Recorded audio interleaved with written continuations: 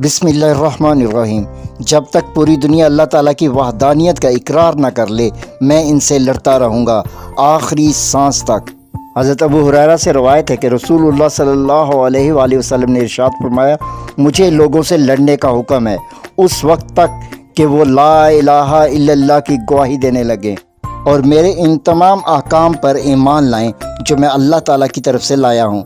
अगर वो ऐसा कर लें तो मुझसे अपनी जान और माल महफूज कर लेंगे। हाँ, हक़ पर इनकी जान और माल से तारुज़ किया जाएगा।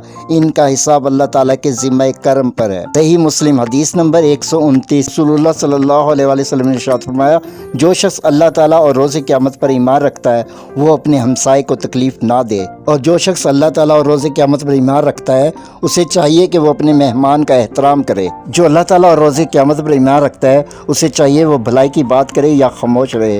हदीस नंबर 176।